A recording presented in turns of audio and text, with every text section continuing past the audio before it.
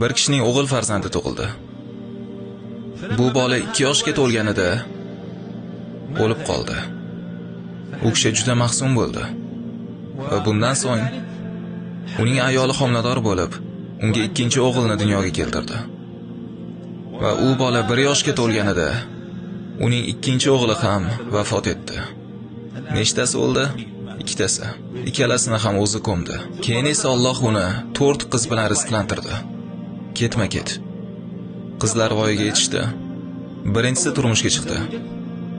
U turmushga chiqqani uchun xursand bo'lib, baxtli bo'lib turganda, u ham vafot etdi. U 20 yoshda edi. Uni ham o'zi ko'mdi. Keyin esa ikkinchi qizi ham turmushga chiqdi. Va u bolali bo'lganda va otasini xursand qilgandan so'ng u ham vafot etdi.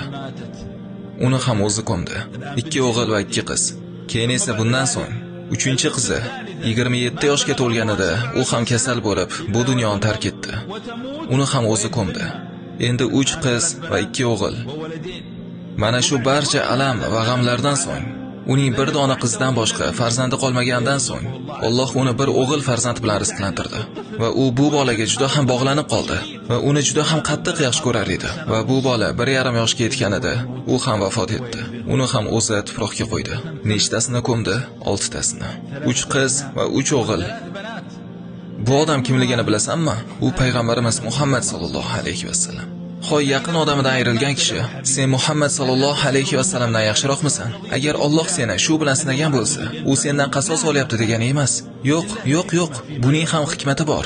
Alloh bergan narsasida ham, olgan narsasida ham bir hikmat bor.